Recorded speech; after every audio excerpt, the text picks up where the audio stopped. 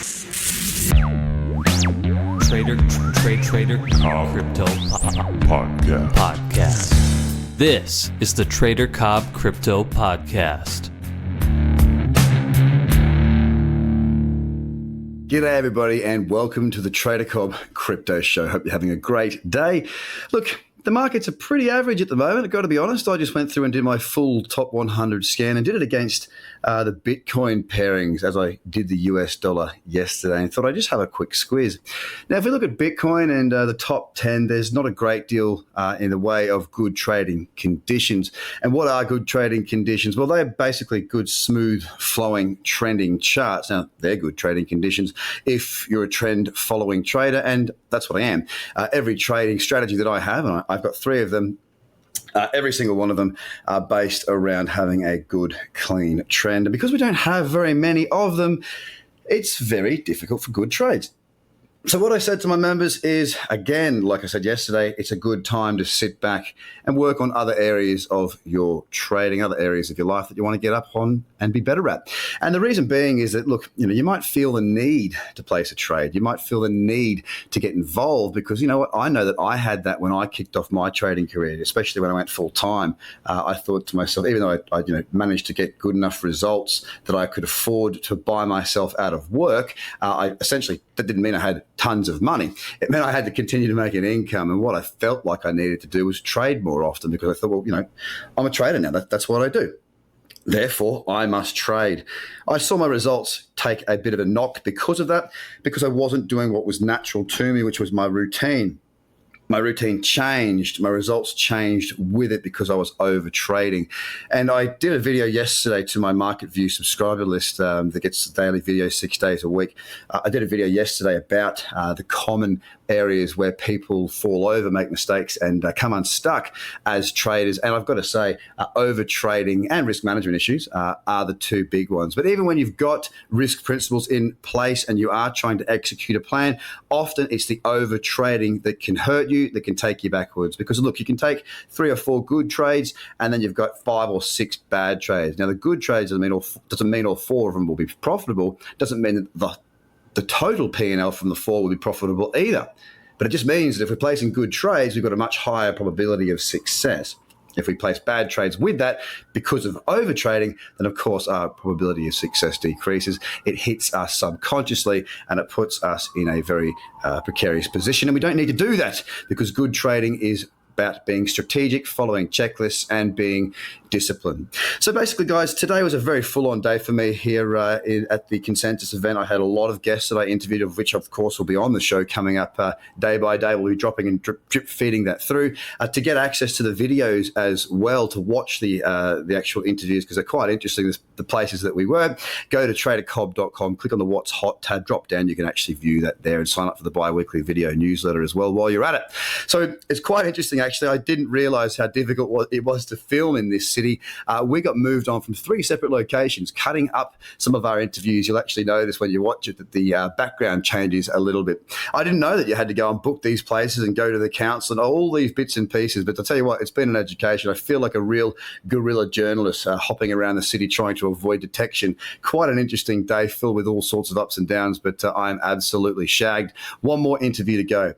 One thing I have noticed since being here is, like, I try and be as kind as possible. There are times when I do get angry. Let's be honest. I do lose my cool. I do get frustrated, and it's generally when people waste time.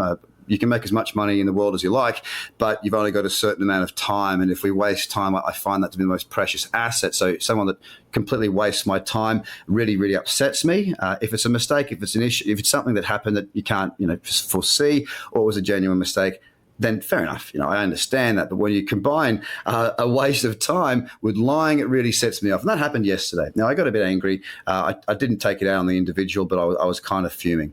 And it kind of made me think, because today I had a couple of times, like the security guards came out a couple of times and said, please move on. And I knew that it was a real inconvenience for us. We had to move our whole setup, the camera, the equipment, the people I'm interviewing, my whole team had to up and then find somewhere else that was suitable for an interview where you could actually hear us, because you'll hear a lot of background noise because we are in New York and it's bloody noisy. And we had to move, and these security people, look, I knew that they were just doing a job. I didn't have any reason to be upset with them. I get it. They're trying to keep their job. They're trying to do their job. And to sort of say to them, look, give me 5 more minutes. It's not real. That's just not how it works. So I understood that, and I was, that's okay. It's all fine.